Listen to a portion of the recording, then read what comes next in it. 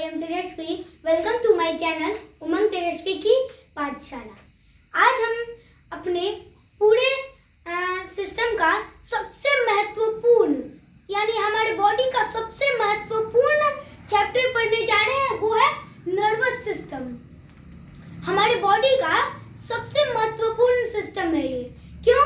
क्योंकि यही सिस्टम हमारे सारे system, digestive system, respiratory system, circulatory system, हमारे शरीर में बहुत सारे सिस्टम होते हैं. सारे सिस्टम को कंट्रोल यही करता है, यही सिस्टम कंट्रोल करता है. पहले तो हम ये जान लेते हैं कि सिस्टम क्या होता है. What is system? यानी सिस्टम क्या होता है? सिस्टम वैसा चीज होता है जिसमें बहुत सारे कामों को एक साथ किया जाता है. यानी कोई एक पर्टिकुलर काम को एक साथ मतलब अच्छे तरीके से किया जाता है, तो ये सिस्टम का निर्माण करता है. जैसे कि हम एक कंप्यूटर का एग्जांपल ले लेते हैं. हमारे पास कंप्यूटर है और उसका अगर माउस काम करना छोड़ दे या फिर माउस खराबी हो जाए माउस में, तो क्या हमारा पूरा सिस्टम ये कहलाएगा? नहीं कहलाएगा, क्योंकि ये सिस्टम में एक खराबी हुआ तो हमारा पूरा सिस्टम बिगड़ जाएगा. जैसे कि कंप्यूटर हो गया, कंप्यूटर में कीबोर्ड अगर खराब हो गया तो ये भी सिस्टम अच्छा से काम नहीं करेगा. हमारे बॉडी में मान लीजिए कि हमारा पैर ही काम नहीं करेगा, पैर काम नहीं करेगा तो हम पैर से चल पाएंगे? नहीं चल पाएंगे. हाथ काम नहीं करेगा तो नहीं हाथ से कुछ भी कर पाएंगे.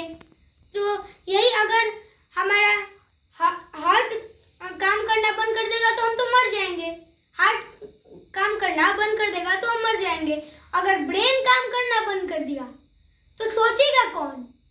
जैसे हाथ कौन उठाने की कहेगा? हम ऐसे कुछ कर पाएंगे? हम सोच पाएंगे? कुछ याद कर पाएंगे? हम अगर ब्रेन काम करना बंद कर दे तो हम कुछ नहीं कर पाएंगे. ऐसा ही पड़े रहेंगे. तो हमारा इसमें सबसे महत्वपूर्ण भूमिका ब्रेन निभाता है. नर्वस सिस्टम का सबसे महत्वपूर्ण भूमिका ब्रेन निभाता है. अगर ब्रेन महत्वपूर्ण है तो इसको सेफ्टी की भी जरूरत होगी. तो पहला तो महत्वपूर्ण भूमिका निभाता है.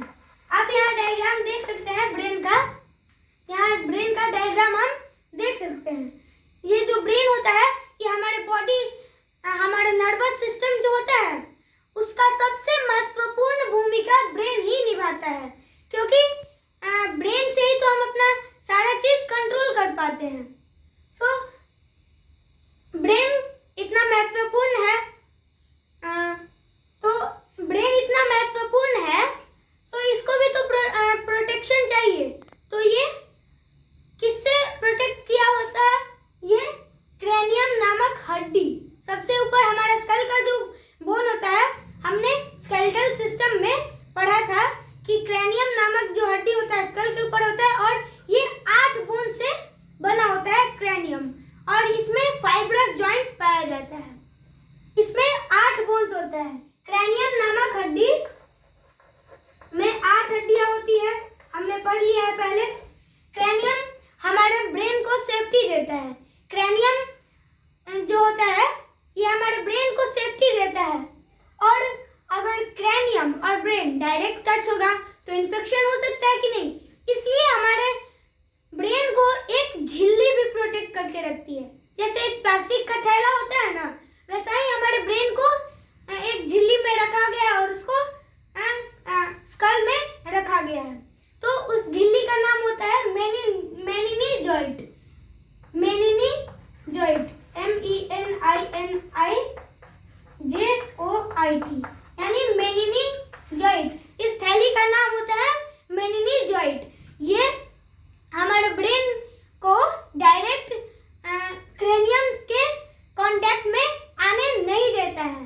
सो हमारा ब्रेन प्रोटेक्ट रहता है. अगर कोई ज्यादा जोर से या फिर हम बाइक चला रहे हैं, हेलमेट नहीं पहने, क्या बोलता है पुलिस? क्या बोलते हैं कि कुछ हमारे शरीर का कोई अंग को बचाओ या ना बचाओ, लेकिन बाबू अपने सर पे हेलमेट पहन के ही कोई गाड़ी चलाओ.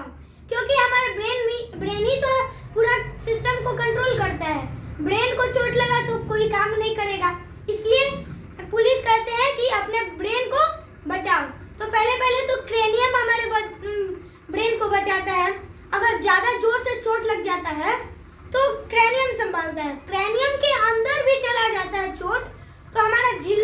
सकता है। अगर झिल्ली अफेक्टिव हुआ तो हमारा ब्रेन क्या हो जाएगा, ब्रेन जख्मी हो जाएगा, अफेक्टिव हो जाएगा, तो इसमें ब्रेन ट्यूमर हो जाता है। तो ब्रेन ट्यूमर होगा तो हम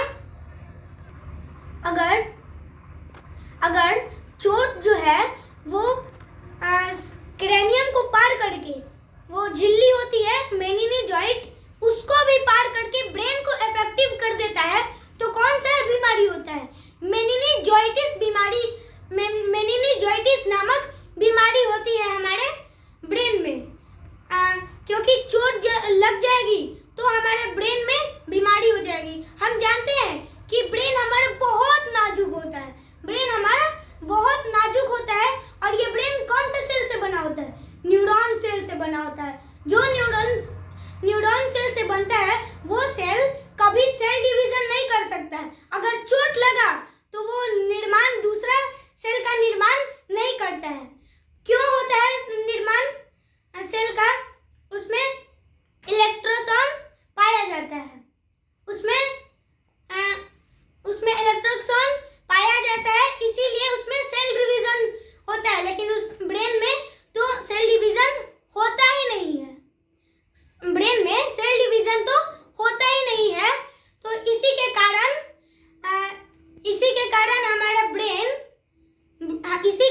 हमारा ब्रेन में बीमारी एक बार हो जाता है तो कभी छूटता नहीं है। मेनिन्जीजॉइटिस हो गया तो वो छूटता नहीं है, क्योंकि हमारा ब्रेन सेल डिवीजन नहीं कर पाता है।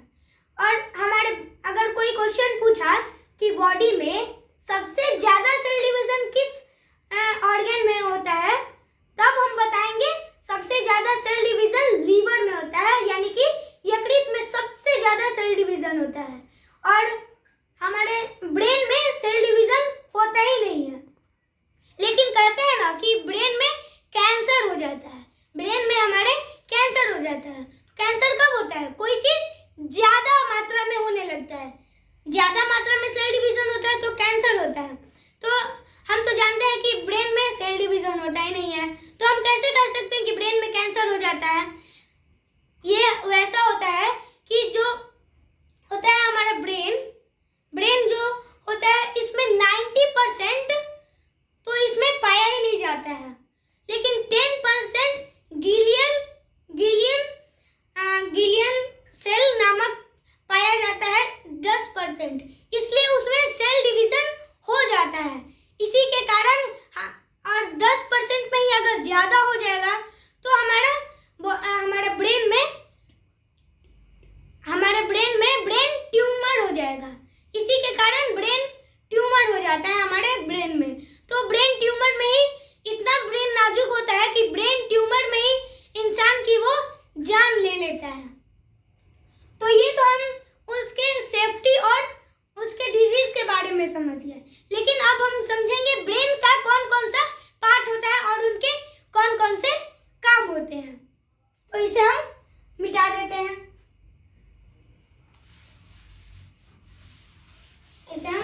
हैं, और ये काम आएगा। तो पहला होता है, हम लिख देते हैं पहले ब्रेन इट हैज 3 पार्ट्स। अग्र मस्तिष्क, यानी इसको हम इंग्लिश में बोल सकते हैं फोर ब्रेन।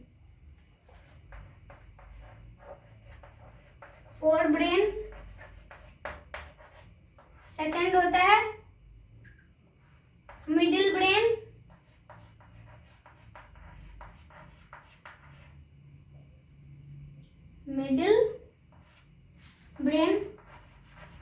एंड लास्ट होता है, लास्ट क्या हो जाता है, लास्ट होता है पश्च, यानी पीछे वाला, यानी ये पीछे वाला ब्रेन हो जाता है। इसको हम ये हो जाता है 4, यानी आगे वाला, मिडिल यानी बीच वाला, और पीछे वाले को हम क्या बोलते हैं, पीछे वाले को हम बैक भी कर सकते हैं। हमारा यहाँ ब्रेन पीछे यहाँ पर होता है, तो हम इसको बोल सकते हैं बैक ब्रेन, यानी पीछे वाला। और जानते हैं हमारे जो दो यहाँ पर होता है फोर ब्रेन और मिडिल ब्रेन होता है, इसको तो प्रोटेक्ट कर लेता है हमारा क्रेनियम, लेकिन हमारा जो पीछे वाला ब्रेन होता है सबसे लास्ट में, इसको प्रोटेक्ट करने वाला कोई नहीं होता है। इसलिए अगर कोई इस पे मारा, ज्यादा जोर से मारा तब इस पे कुछ होगा, लेकिन इस पे मारने पर ज्यादा जोर से हमारा इफेक्टिव हो जाता है, हमारा ब्रेन में बीमारी भी हो जाता है, मौत भी हो जाती है। यहाँ पर अगर ज्यादा जोर से लग गया तो डायरेक्ट वो मर भी जाता है, क्या? क्योंकि यहाँ पर इसको सेफ्टी नहीं मिलता है।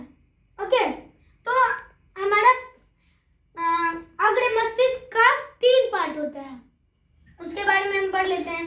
इसका 3 पार्ट,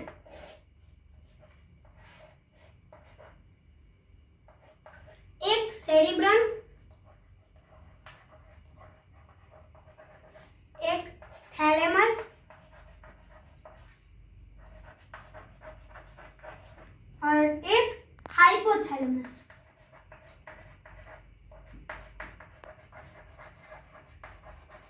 ये थैलेमस और हाइपोथैलेमस का नाम मिलता है, यानी कि उसका थोड़ा थोड़ा काम भी मिलेगा, एक दूसरे से मिलेगा। तो पहले हम सेरिब्रम पढ़ लेते हैं। सेरिब्रम क्या होता है? ये सेरिब्रम जो होता है हमारे ब्रेन का सबसे ज्यादा हिस्सा कवर कर लेता है। ये यानी कि 66% हमारे ब्रेन का 66% यही कवर कर लेता है।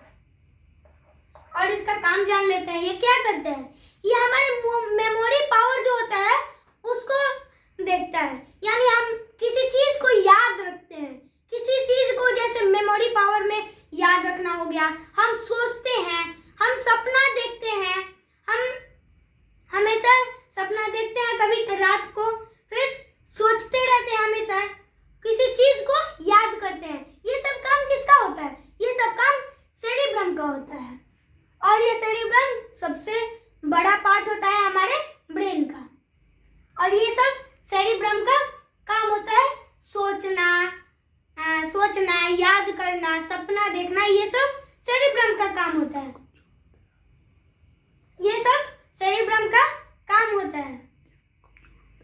जिसका कमजोर होता है उसको कुछ याद नहीं रहता है, जिसका ज्यादा तेज होता है ना, जिसका ज्यादा सेरिब्रम तेज होता है, वो ज्यादा चीज याद करने के लिए जिज्ञासु होता है, यानी कि वो ये भी कर लेगा, ये भी कर लेगा, ये सारा काम कर लेगा।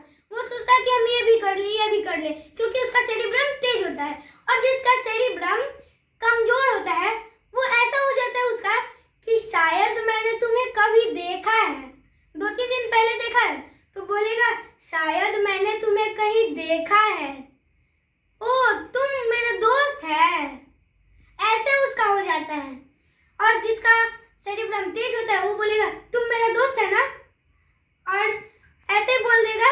लेकिन जिसका बहुत कम हो जाता है वो ऐसे बोलता है शायद मैंने तुम्हें कहीं देखा है, आप पापा हैं, उसका ये भी ऐसा हो जाता है। उसका तो मान ले कि उसका सेरिब्रम पूरा नष्ट हो जाता है, क्योंकि उसको याद करने का कोई क्षमता ही नहीं होता है। तो ये हम समझ गए। अब इसका सेकंड पार्ट को देख लेते हैं। ये हम समझ गए, थैलेमस अब समझते हैं। सेरिब्रम समझ गए, अब थैलेमस समझते हैं। थैलेमस का क्या काम होता है? थैलेमस का क्या काम होता है, जैसे कि बाहर का कैसा टेम्परेचर है, जैसे हमको ठंडी लग रहा है तो थैलेमस बताता है, ठंडी लग रहा है तो थैलेमस बताता है, हमारे रोंगटे खड़े हो जाते हैं। ये थैलेमस करता है, ठंडी लगता है तो बताता है, गर्मी लगता है तो बताता है, ये सब इसका काम है। और कोई मारे हमको तो थैलेमस बताता है। अगर हमको कोई हमारा थैलेमस कमजोर है, कोई मारे हमको मालूम ही नहीं चलेगा। जो शराब पीता है ना, जो इंसान शराब पीता है तो उसका थैलेमस ही, जो इंसान शराब पीता है उसका थैलेमस ही खराब हो जाता है उस टाइम के लिए। तो अगर उसको कितना भी पीटे, कितना भी उसको पीटे, उसको मारे, उसको कोई असर नहीं पड़ता है, वो उसको कुछ असर पड़ता ही नहीं है, यानी कि उसको मालूम ही नहीं चला कि हमको कौन पीटा है हमको, क्या किया है, कोई भी काम किया है उसको मालूम ही नहीं चलेगा। और जब वो सुबह में उठेगा तब उसको दर्द करेगा। अगर उसको याद होगा कि किसने मारा है, सेरिब्रम उसका तेज होगा तो उसको मालूम चलेगा कि किसने मारा है, नहीं तो उसका सेरिब्रम भी तेज नहीं होगा तो उसका तो पूरा ब्रेन ही खराब है। थैलेमस खराब है, यानी कि थैलेमस खराब हो जाता है शराब पीने से, उसको कुछ मालूम ही नहीं चलता है कि कौन पीटा है। और अगर उसको याद नहीं है यानी सेरिब्रम भी उसका खराब है। तो हमने बोला था कि थैलेमस और हाइपोथैलेमस का काम मिलता है, तो हमने थैलेमस पढ़ लिया जो बाहर का टेम्परेचर जैसे गर्मी है, ठंडी है, ये सब के बारे में बताता है। लेकिन हाइपोथैलेमस क्या होता है? अंदर का फीलिंग्स को बताता है, यानी अंदर का फीलिंग जैसे भूख लगना, प्यास लगना, किसी से प्यार होना, किसी से घृणा होना, किसी पे दया आना, ये सब हाइपोथैलेमस का काम है। ये हाइपोथैलेमस का काम होता है। जैसे पसीना आता है ना, तो ये हाइपोथैलेमस का काम होता है। पसीना आता है, किसी पे दया आता है, किसी पे दया आती है, ये सब हाइपोथैलेमस का काम है। ये अंदर का फीलिंग्स को, और ये बाहर का, ये बाहर, ये अंदर, ये बाहर और ये अंदर का बताता है। तो ये तो हो गया हमारे ब्रेन का फर्स्ट पार्ट, फोर ब्रेन। तो हम पहला इसका पार्ट पढ़ लिए, अब सेकंड पार्ट पढ़ेंगे ब्रेन का। ये तो हमारा था फोर ब्रेन यानी अग्र मस्तिष्क। और अब हम पढ़ेंगे ब्रेन का सेकंड पार्ट यानी मिडिल ब्रेन, यानी मध्य मस्तिष्क। इसको मिटा देते हैं। मिडिल ब्रेन का कितना पार्ट होता है? दो पार्ट। एक होता है कार्पोरा एंड सेकेंड होता है सेरिब्रल। ध्यान दीजिएगा, सेरिबेलम एंड सेरिब्रल में अंतर है। ये सेरिब्रल होता है और थर्ड पार्ट यानी पश्च मस्तिष्क यानी पीछे वाला मस्तिष्क में सेरिबेलम आता है, लेकिन इसमें सेरिब्रल आता है। सेरिब्रल और सेरिबेलम में डिफरेंस है। ओके, देन मिडिल ब्रेन का दो part, corpora and cerebral. Corpora का क्या काम होता है? आंख यानी आंख से देखना, कान यानी कान से सुनना। जिसका कार्पोरा में क्या होता है? आंख से हम देखते हैं कि ये कौन है, ये कौन है। अगर सेरिब्रम ये देखता है और सेरिब्रम के पास मैसेज जाता है कि देखो ये कौन है, तो ये बताएगा कि ये मेरा भाई है, मेरे पापा हैं, ये कोई है, ये बताता है। जिसका सेरिब्रम तेज नहीं होगा उसका कार्पोरा भी खत्म। यानी इसमें आंख से देखने का काम और सुनने का काम। सुनने का काम कैसे? कि हम बोले, मेरा आवाज वो कभी सुना है, उसका सेरिब्रम तेज होगा तब ना वो बताएगा कि ये मेरा आवाज है कि किसका आवाज है, तब ना बताएगा कार्पोरा से। अगर उसका सेरिब्रम तेज नहीं होगा तो वो कान से भी सुनेगा भी तो मालूम नहीं चलेगा कि किसका आवाज है वो। ओके, तो ये कार्पोरा का काम होता है आई एंड ईयर, ये दोनों काम इसका होता है। और ये डायरेक्ट कांटेक्ट करता है सेरिब्रम से कि याद है कि नहीं। और उसके बाद आता है सेरिब्रल। सेरिब्रल क्या करता है? हमारा जो ब्रेन होता है उसको स्पाइनल कॉर्ड से जोड़ता है। हमारा जो ब्रेन है उसको स्पाइनल कॉर्ड से कांटेक्ट कराता है, यानी संपर्क में रखता है। यही जोड़ता है सेरिब्रल हमारे ब्रेन और स्पाइनल कॉर्ड को। Brain to spinal cord. Brain को स्पाइनल कॉर्ड से जोड़ के रखता है। तो ये तो हो गया हमारा मिडिल ब्रेन यानी मध्य मस्तिष्क। उसके बाद हम पढ़ते हैं पीछे वाला ब्रेन, जो सबसे लास्ट में होता है, सबसे पीछे वाला, जिसपे प्रोटेक्शन नहीं होता है इधर। तो ये तो हो गया मिडिल ब्रेन। अब हम पढ़ेंगे पश्च मस्तिष्क। इसके कितने पार्ट? दो पार्ट। सेरिबेलम,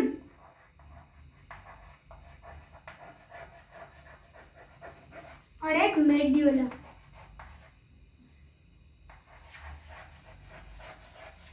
और हम ये जान लेते हैं कि सेरिबेलम जो होता है हमारे ब्रेन का सेकंड बड़ा पार्ट होता है। सबसे बड़ा पार्ट होता है सेरिब्रम एंड सेकंड बड़ा पार्ट होता है सेरिबेलम। और सेरिबेलम का काम जान लेते हैं। सेरिबेलम का काम क्या होता है? इसमें ये हमारे बॉडी को बैलेंस करता है। जैसे हम ऐसे चल रहे हैं, ये हमारे बॉडी को यही बैलेंस कर रहा है ना। सेरिबेलम का ये काम होता है, ये हमारे शरीर का मूवमेंट को बैलेंस करता है, यानी ये वॉलेंटरी मूवमेंट्स को बैलेंस करता है। वॉलेंटरी मूवमेंट्स क्या होता है? वॉलेंटरी मूवमेंट्स वो मूवमेंट्स होते हैं, वो गतियां होती हैं जो हमारे कंट्रोल में होती हैं, जो हमारे कंट्रोल में है। जैसे हम हाथ ऐसे ऊपर नीचे कर सकते हैं, मेरे कंट्रोल में है। हम अंगुली को ऊपर नीचे कर सकते हैं, ये मेरे कंट्रोल में है। यानी ये सेरिबेलम के कंट्रोल में होता है कि हम तैरें, दौड़ें, खेले, कूदे, ये सब सेरिबेलम का काम होता है, ये संभालना। ये हमारे बॉडी का बैलेंस करता है, ये cerebellum. And second part medulla. Medulla को हम ब्रेन स्टेम भी बोलते हैं, यानी ब्रेन का तना। यहाँ जो ये है ना निकला हुआ, इसको ब्रेन स्टेम बोलते हैं, यानी मेड्यूला। और सेरिबेलम इधर तरफ होता है और जो ब्रेन स्टेम इधर तरफ होता है। और हमारा जो सेरिब्रम होता है यहाँ पे होता है। ये सब क्रैनियम के नीचे, क्रैनियम के मेनिन्जीओइड के नीचे होता है। तो एक सेरिबेलम, एक मेड्यूला। तो मेड्यूला के बारे में जान लेते हैं। मेड्यूला क्या करता है? हमारे शरीर का टोटल इनवॉलेंटरी मूवमेंट को संभालता है। अब इनवॉलेंटरी मूवमेंट क्या होता है? यानी वॉलेंटरी मूवमेंट हमारे सेरिबेलम के कंट्रोल में होता है, यानी ये हमारे बॉडी के कंट्रोल में होता है। एंड इनवॉलेंटरी मूवमेंट जो हमारे बॉडी के कंट्रोल में होता ही नहीं है, जैसे कि हमारा हार्ट बीट हमारे कंट्रोल में होता है। हम जब चाहे इसको बंद कर सकते हैं, नहीं रोक सकते हैं, नहीं। ये हमारा ब्लड प्रेशर, इसको भी नहीं रोक सकते हैं। ये सब हमारे कंट्रोल में नहीं होता है, यानी ये इनवॉलेंटरी मूवमेंट होता है। तो ये मेड्यूला उन सबको संभालता है, इनवॉलेंटरी मूवमेंट को, जैसे कि हार्ट बीट, ब्लड प्रेशर, ये सब को ये मेड्यूला संभाल लेता है। इसके बाद आता है ब्रेन। तो ये हमारे बॉडी का सबसे मेन होता है, नर्वस सिस्टम का सबसे मेन रोल निभाता है। लेकिन ब्रेन को भी तो एक सपोर्टर चाहिए। हम जब से जन्म लिए हैं, हमारा ब्रेन ही हमारा मदद करता है। हमारा ब्रेन ही मेन है नर्वस सिस्टम का। ये नहीं होता तो हम क्या कोई काम कर पाते? नहीं। तो इसके एक होता है सेकंड ब्रेन, स्पाइनल कॉर्ड होता है। उसके बारे में अब हम पढ़ेंगे। इसे मिटा देते हैं।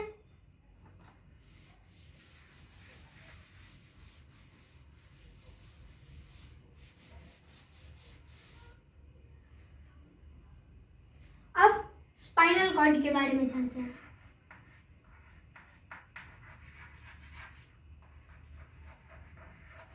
स्पाइनल कॉर्ड, यानी इसको हिंदी में हम बोलते हैं मेरुरज्जु।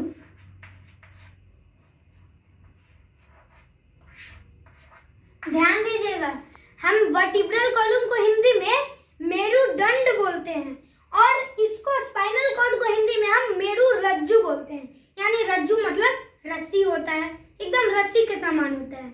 और मेरुदंड यानी दंड के समान होता है, वो बोन होता है। और ये स्पाइनल कॉर्ड यानी ये नस के जैसा होता है। ये नस होता ही है, नस के जैसा नहीं, ये रस्सी के जैसा और नस होता है ये। तो हम पहले जान लेते हैं ब्रेन में कैसा होता है। ब्रेन में 12 जोड़ी नस होता है। ब्रेन में 12 जोड़ी नस होता है, यानी ब्रेन में 12 जोड़ी यानी 24 नसें होती है। 12 जोड़ी, 12 पेयर्स। एंड जो स्पाइनल कॉर्ड होता है उसमें, स्पाइनल कॉर्ड में 31 जोड़ी।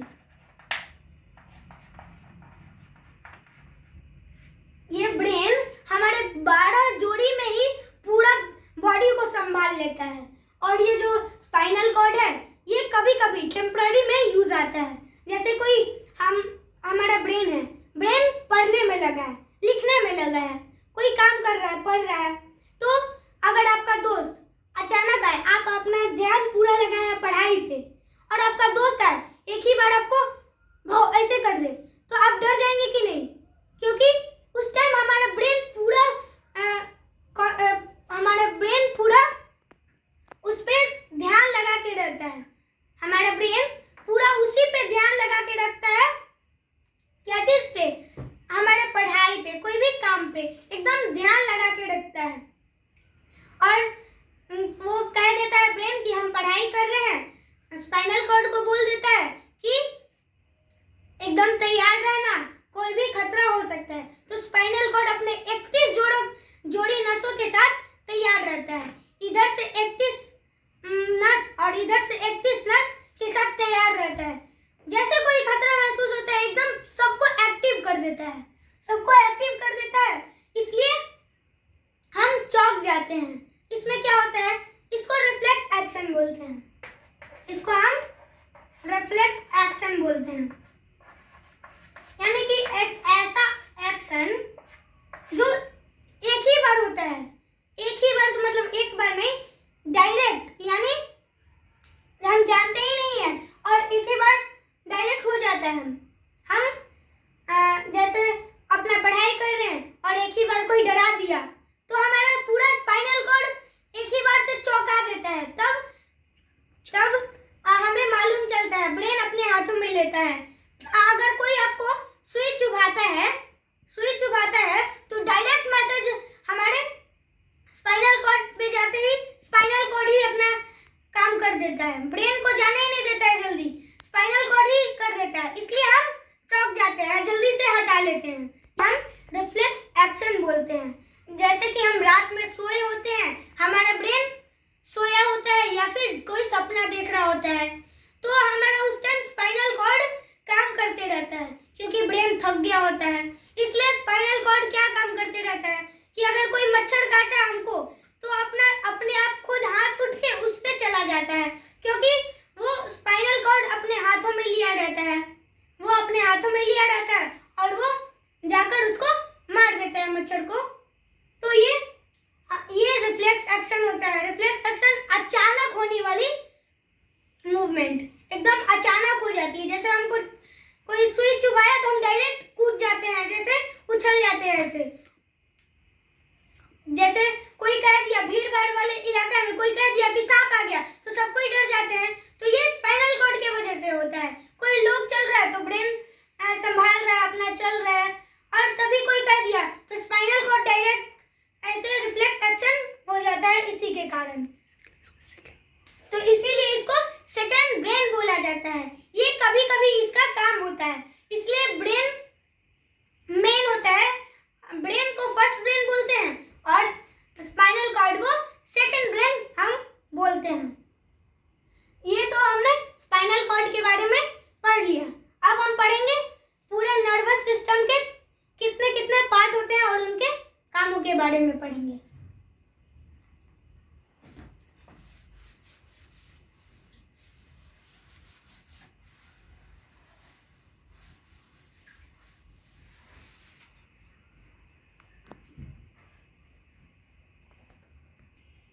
तब तक के लिए इतना ही। अगले वीडियो में